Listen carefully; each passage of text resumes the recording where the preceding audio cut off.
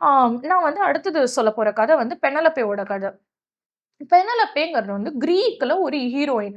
ஆ Greek நம்மளுக்கு வந்து எப்படி ராமாயணம், மகாபாரதம் அந்த மாரி நெறைய இதிகாசங்கள், புராணங்கள் இருக்கும்.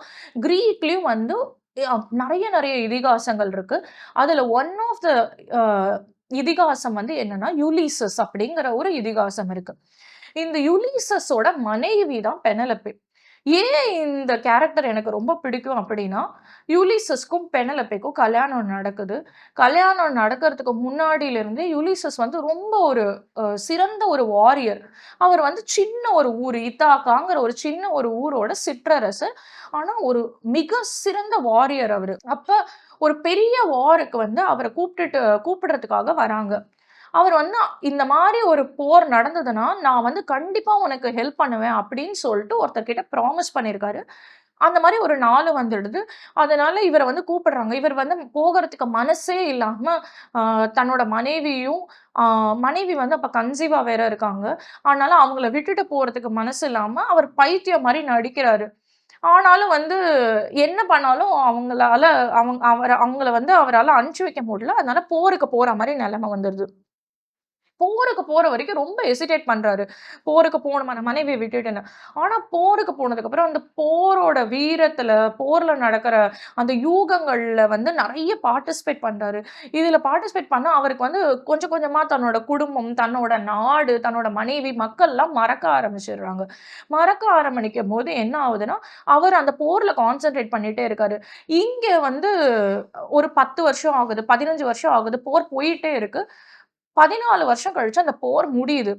முடிஞ்சதுக்கு அப்புறமாவது அவங்க அவங்க மனைவி வந்து வெயிட் பண்ணிட்டு இருக்காங்க. என்னோட கணவர் திருப்பி வந்துருவாருன்னு. ஆனா, அவர் கிளம்பிட்டாருங்கிற செய்தி வருது.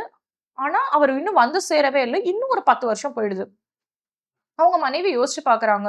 என்ன ஆயிருக்கும் நம்மளோட கணவருக்கு? அவர் அவ்ளோ தூரத்துலேருந்து இங்க டிராவல் பண்ணி வரணும். ஒரு வேள கடல்ல எங்கேயாவது காணாம போயிருப்பாரா? இல்லன்னா அவருக்கு ஏதாவது ஆபத்து நேர்ந்திருக்குமோ? அப்படின்னு ரொம்ப சோகத்துல இருக்கும்போது, அந்த ஊர்ல இருக்கிற மத்தவங்கலாம் என்ன பண்ண ஆரம்பிக்கிறாங்கன்னா, ஆ நம்ப ஏன் ராஜாவாகக்கூடாது? எப்படியும் இங்க ஒரு அரசன் இல்ல.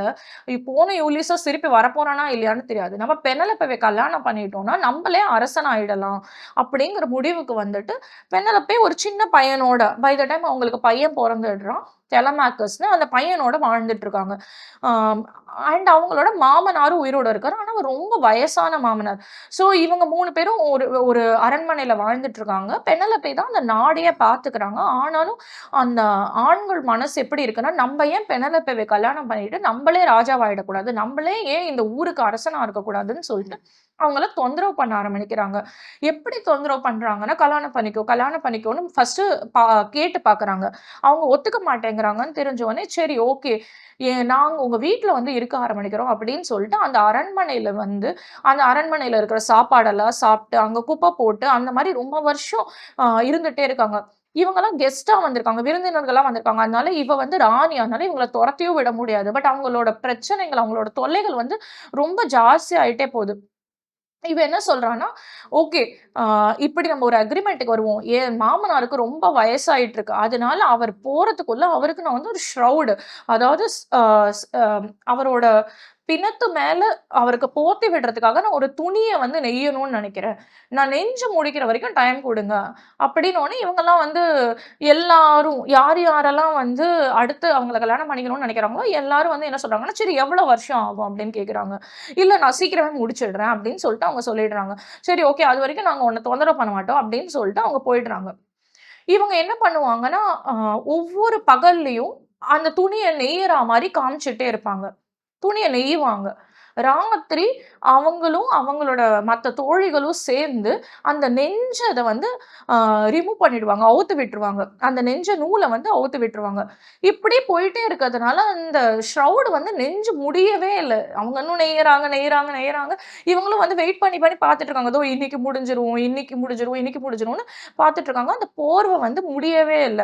இவங்களுக்கு கோவம் வந்துருது. இவங்க வந்து என்ன பண்றாங்கன்னா, இல்ல இவ ஏதோ நம்மள ஏமாத்துறா அப்படிங்கிறது முடிவு பண்ணிடுறாங்க. முடிவு பண்ணும்போது இவ வந்துட்டு என்ன கேட்குறான்னா, "இல்ல, இல்ல நான் கண்டிப்பா இந்த தடவ நெஞ்சிடுறேன்" அப்படின்னு சொல்றா. அதுக்குள்ள அவரோட ஆல்ரெடி வயசான மாமனாரும் செத்து போயிடுறாரு. இவங்களோட தொந்தரவு ரொம்ப ஜாஸ்தியாயிடுது. மாமனாரே செத்துட்டாரு. நீ வந்து இன்னுமா அந்த துணிய நெஞ்சு முடிக்கல அப்படின்னு சொல்லிட்டு, துணிய நெஞ்சு முடிக்கிற கட்டாயத்துக்கு வந்துர்றாங்க. துணிய நெஞ்சு முடிச்சிடுறாங்க. நெஞ்சு முடிச்சுட்டு இவங்களோட தொந்தரவ தாங்க முடியாத இருக்கிற நேரத்துல, அந்த ஊருக்கு வந்து ஒரு பிச்சைக்காரன் வரான். அந்த பிச்சைக்காரன் கிட்ட வந்து அ அவங்க வீட்ல வளர்ற நாய், அந்த நாய் வந்து ரொம்ப பாசமா இருக்கு. இவங்க இவங்க அந்த பிச்சைக்காரன் வந்துட்டு இந்த சியூட்டர்ஸ் கிட்டலாம், அதாவது இவங்கள கல்யாணம் பண்ணிக்கணும்னு நெனைக்கிறவங்க கிட்ட எல்லார்கிட்டயும் என்ன சொல்றான்னா, "அ எதுக்கு நீங்க அவங்கள கல்யாணம் பண்ணணும்னு நெனைக்கிறீங்க? நான் கல்யாணம் பண்ணிக்கணும்னு நானும் நெனைக்கிறேன்" அப்படின்னு சொல்லிட்டு சொல்றான். அதுக்கு இவங்கலாம் வந்து, "நீ ஒரு பிச்சைக்காரன். நீ வந்து எப்படி இவங்கள கல்யாணம் பண்ணிக்க முடியும்? நாங்கலாம் அட்லீஸ்ட் இந்த ஊர்ல கொஞ்சம் பெரிய பெரிய ஆளுங்க. நாங்க கல்யாணம் பண்ணா ராஜாவாவோம். நீ என்ன பண்ண போற?" அப்படின்னு கேட்கும்போது, அதுக்கு அவங்க என்ன சொல்றாங்கன்னா, "நம்ம எல்லாத்துக்கும் சேர்த்து ஒரு காம்படிஷன் வைக்கலாம்." அப்படின்னு சொல்லிட்டு அந்த பிச்சைக்காரன் சொல்றான். பெனலோப்பே இத கேட்டுட்டே இருக்காங்க. பெனலோப்பேவால அவங்க அந்த பிச்சைக்காரன் யாருன்னு கண்டுபிடிக்க முடியல. ஆனா, இவன் ரொம்ப அறிவாளியா இருக்கானே அப்படின்னு சொல்லிட்டு, அவங்க கிட்ட என்ன சொல்றாங்கன்னா, "ஆமாமா, இந்த மாரி ஒரு போட்டி வைப்போம். இந்த போட்டியில யார் ஜெயிக்கிறாங்களோ, அவங்க என்ன கல்யாணம் பண்ணிக்கலாம்." அப்படிங்கிறாங்க.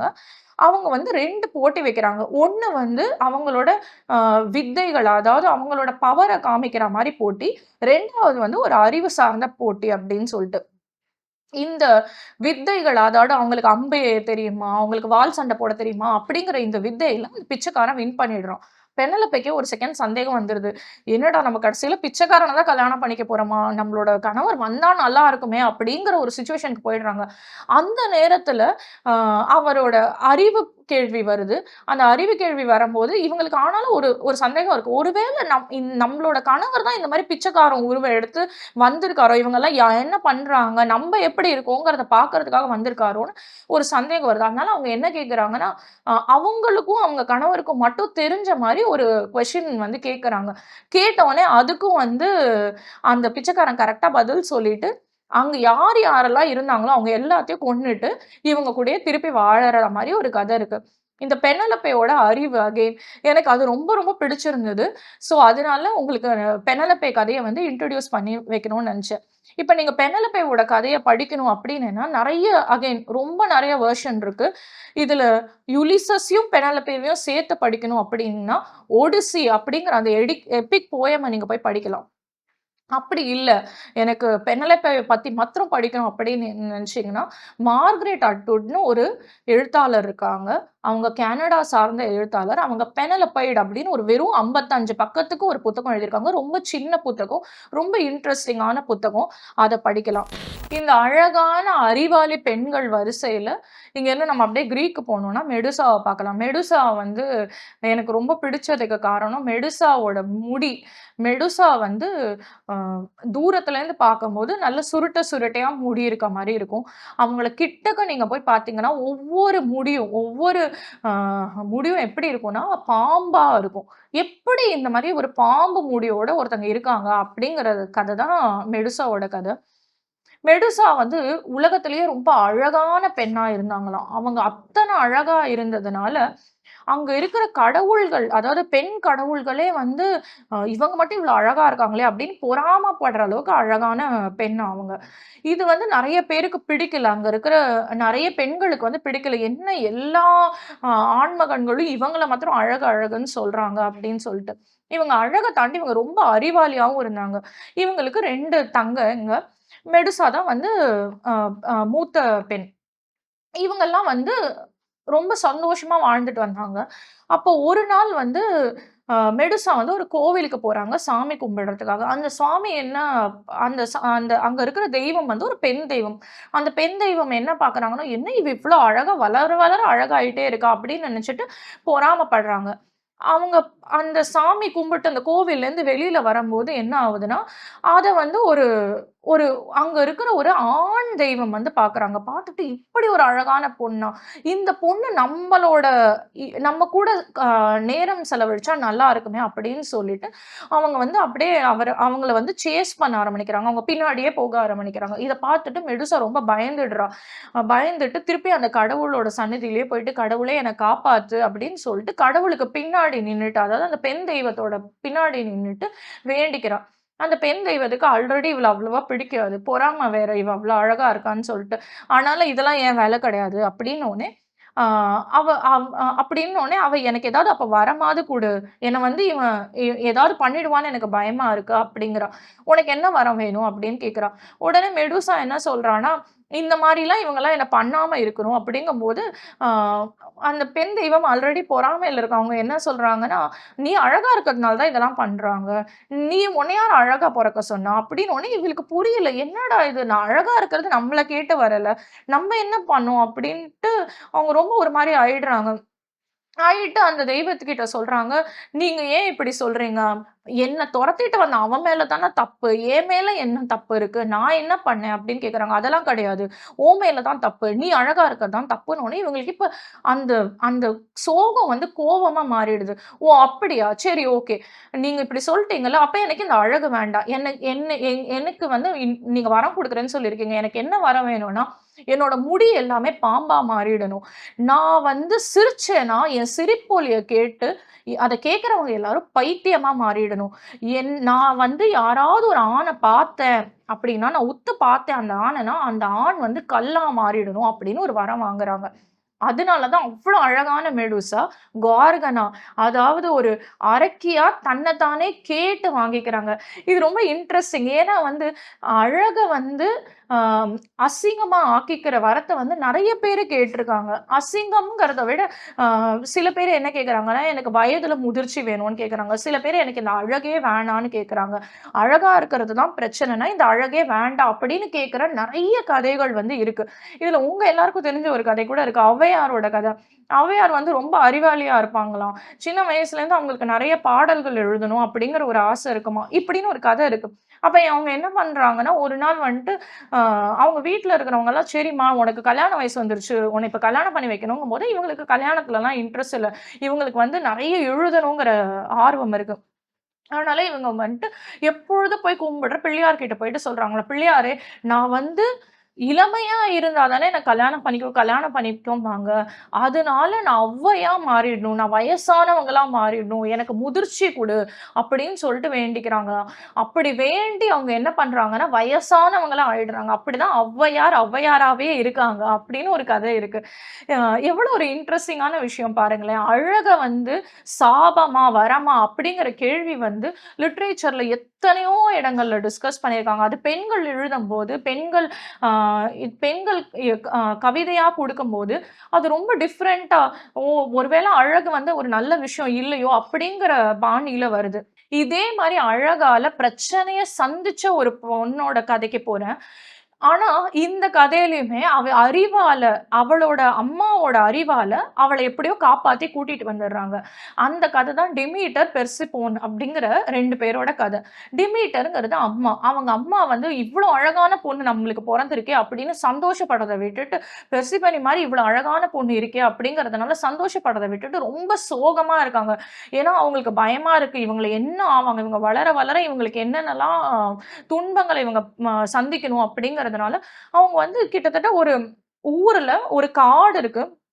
அந்த காட்டுல ஒரு கூடாரம் அமைச்சு, அந்த கூடாரத்துக்குள்ள ஒரு குடிசை கட்டி, அந்த குடில்ல வாழ்ந்து வராங்க. யாருமே எந்த ஆண்மகனுமே தன்னோட பொண்ண பாத்துறக்கூடாது அப்டின்ட்டு. இப்டி பொத்தி பொத்தி வளர்த்துட்டு இருக்காங்க. அவங்களே வந்து ஒரு கடவுள். இதுதான் இதுல இன்ட்ரஸ்டிங்கான பார்ட். டிமீட்டர் எதுக்கான கடவுள்னா, நேச்சருக்கான கடவுள். பெர்சிபனேவும் கடவுள். ஆனா வந்து பெர்சிபனே வந்து இவ்ளோ அழகு இருக்கிறத வந்து அவங்க சந்தோஷமா ரசிக்கிறாங்க. நான் அழகா இருக்கேங்கிறத வந்து ஹேப்பியா கொண்டாடுறாங்க அவங்க. ஏன்னா, அவங்க சின்ன பொண்ணு. இப்டி ரகசியமா வச்சு வச்சு வளர்த்துட்டு வரும்போது, ஒரு நாள் வந்து ஹேடஸ்ன்னு ஒரு கடவுள். அதாவது பூமிக்கு கீழ இருக்கிற லோகத்தோட கடவுள். அவர் வந்து இந்த பொண்ண பார்த்துட்டே இருக்காரு. அவருக்கு தெரியும் அவங்க அம்மா இருக்கிற வரைக்கும், இந்த பொண்ணு வந்து பூலோகத்துக்கு போய்லாம் கண்டுபிடிச்சு நம்ம கூட்டிட்டு வர முடியாது. அப்படின்னு சொல்லிட்டு, அப்படியே பூமியிலேருந்து கீழ இழுத்துடுறாங்க. அவர் தான் காட் ஆஃப் அண்டர் வேர்ல்ட். அதனால அப்படியே அண்டர் வேர்ல்டுக்குள்ள இழுத்துடுறாரு. இழுத்தோனே அவ அழறா, "எங்க அம்மா கிட்ட என்ன திருப்பி அனுப்பிச்சு விட்டுரு. ப்ளீஸ் என்ன அனுப்பிச்சு விட்டுரு" அப்படின்னு. அவர் என்ன சொல்றாருன்னா, "நீ ரொம்ப அழகா இருக்கம்மா. என்ன கல்யாணம் பண்ணிக்கோ. நான் உன்ன நல்லா வச்சு பார்த்துக்கிறேன்" அப்படிங்கிறாரு. "இல்ல, இல்ல எங்க அம்மா பெர்மிஷன் இல்லாம நான் கல்யாணம்லாம் பண்ணிக்க முடியாது. என்ன திருப்பி கொண்டு போய் விட்டுருங்க" அப்படிங்கிறாங்க. டெமீட்டருக்கு வந்து ரொம்ப கோவம் வந்துருது. "நானே கடவுள். என்னோட பொண்ணையே நீ தூக்கிட்டு போறியா?" அப்படின்னு சொல்லிட்டு, அவங்க வந்துட்டு என்ன பண்றாங்கன்னா, அ அவங்களோட சோகத்துல மொத்த ஊரையும் ஆ பனியா மாத்திடுறாங்க. பனியா மாத்துனோனே என்ன ஆகுதுன்னா, அங்க சாப்பாடு இல்ல. மக்கள் பஞ்சத்திலயும், பட்டினியிலயும் வாட ஆரம்பிக்கிறாங்க. எல்லாருமே வந்து போய் கடவுள்கிட்ட அதாவது ஜீயஸ் கிட்ட போய் கேட்குறாங்க. ஏன்பா இப்படிலாம் நடக்குது?" அப்படின்னா, அதுக்கு காரணம் டிமீட்டர் தான். டிமீட்டரோட கோவத்த தணிக்கிறதுக்கு என்ன பண்ணணும்னா, "அவங்க பொண்ண திருப்பி குடுத்துரு." அப்படிங்கும்போது, ஜீயஸ் போயிட்டு, "நான் போய் பேசி பார்க்குறேன்." அப்படின்னு சொல்லிட்டு ஏட்ஸ் கிட்ட போறாரு. ஏட்ஸ் வந்து, "அதெல்லாம் முடியாது. நான்லாம் திருப்பி குடுக்க மாட்டேன்." அந்த பொண்ண எனக்கு ரொம்ப பிடிச்சிருக்கு. அந்த பொண்ண எனக்கு கல்யாணம் பண்ணி வைங்க அப்டிங்கிறாங்க. ம். இவங்க வந்து சொல்லி பார்க்குறாங்க. யுஎஸ் என்ன சொல்றாங்கன்னா, இல்லப்பா குடுத்துரு. ஏன்னா டிமீட்டரால உலகமே அழிஞ்சு போற நிலைமைக்கு வந்துருச்சு. அவங்க ரொம்ப கோவப்படுறாங்க. அவங்களுக்கு ரொம்ப புடிச்ச பொண்ணு அது. அவங்க இவ்ளோ பார்த்து பார்த்து வளர்த்த பொண்ணு. தயவு செஞ்சு குடுத்துரு. அவங்களோட பெர்மிஷனோட நீ கல்யாணம் பண்ணிக்கோ அப்டிங்கிறாங்க. ஏடிஸ் என்ன சொல்றாருன்னா, சரி ஓகே. உனக்கும் வேணாம், எங்களுக்கும் வேணாம். நான் என்ன பண்றேன், அவளுக்கு வந்து இத்தன நாளா அவ என்கிட்ட இருக்கா. நான் வந்து அவளுக்கு விதவிதமா சாப்பாடு குடுத்துட்டுருக்கேன். அவ எந்த சாப்பாடுமே சாப்பிடல. இன்னைக்கு நான் அவளுக்கு ஒரு புது விதமான ஃப்ரூட் குடுத்துருக்கேன். ஒரு புது விதமான பழம் குடுத்துருக்கேன். அந்த பழத்த அவ இதுவரைக்கும் இந்த உலகத்துல பார்த்ததே கிடையாது. அப்படி ஒரு பழத்த வந்து நான் கொண்டு வந்து குடுத்துருக்கேன். அந்த பழம் என்னன்னா பொமோகிரானேட். அந்த பொமோகிரானேட்ட நான் குடுத்துருக்கேன். அவ அட்லீஸ்ட் அதையாவது சாப்பிடுறாளா?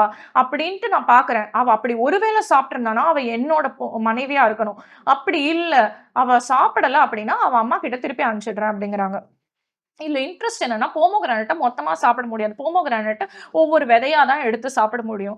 பெர்சிபனி இத்தன நாள் பசியில தாங்குனவ, போமோகிரானேட் இவ்ளோ அழகான ரெட் கலர் நிற ப பழத்த பார்த்தோனே, இப்படியெல்லாம் ஒரு பழம் இருக்கா? அப்படிங்கிற அழகுல அத பார்க்குறா. பார்த்தோனே அது ஒவ்வொன்னும் ரூபி மாரி இருக்கு. இவ்ளோ அழகான பழமா? அப்படின்னு அத பிரிச்சு பார்த்துட்டு, அவ 6ஏ 6 விதைகள், 6ஏ 6 போமோகிரானேட்ட சாப்பிடுறா. சாப்பிட்டதுனால அவ அவங் அவ அவ வந்து 6 மாசம் இவனுக்கு மனைவியாவும், 6 மாசம் தான் அம்மா கூட இருக்கணுங்கிற ஒரு விஷயமும் வந்துடுது. டிமீட்டர் வந்து வேற வழி இல்லாம பொண்ணு அட்லீஸ்ட் 6 மாசமாவது தான் கூட இருக்காளேங்கிறதுக்காக ஒத்துக்கவும் ஒத்துன்றாங்க. ஆனா, அவங்க 6 மாசம் தான் பொண்ணு இருக்கும்போது ரொம்ப சந்தோஷமா இருக்கிறதுனால, ஸ்ப்ரிங் அண்ட் சம்மர் சீசன் வரதாவும், அவங்க 6 மாசம் வருத்தத்திலேயே இருக்கிறதுனால, அப்ப வின்டர் சீசன் வரதாவும், வின்டர்ல வந்து அதனால தான் எந்த பூக்களுமே பூக்கறதில்ல. அம்மா வந்து தன் பொண்ண பிரிஞ்சிருக்கிற சோகத்தினால எந்த பூவும் பூக்காம பார்த்துக்கிறாங்க அப்படின்னும் கதை போகுது. இன்னைக்கு நான் உங்கள கேளடி கண்மணியில கேள்விகள் கேட்கிற பெண், கேள்விய எப்படி அறிவால வெல்ற பெண், கேள்விகள் கேட்டு அறிவால எப்படி வெல்றாங்க பெண்கள் அப்படிங்கிறதையும், அழகால எத்தன பிரச்சனைகள சம்பாதிக்கிறாங்க. அண்ட் அந்த பிரச்சனை இருந்தா கூட தன்னோட அறிவ மட்டும் வச்சுட்டு எப்படி சக்சஸ்ஃபுல்லா இருக்காங்க அப்படிங்கிற பெண்கள பத்தின கதையையும் இன்ட்ரோடியூஸ் பண்ணி வச்சேன். ரொம்ப சுவாரஸ்யமான கதைகள பார்த்தோம். நெக்ஸ்ட்டு நாளைக்கு நான் வந்து உங்கள வேற ஒரு தலைப்போட அ திருப்பி மீட் பண்றேன். நான் டாக்டர் ஆர். லக்ஷ்மி பிரியா. இது உங்கள் பிரியோ டிவி.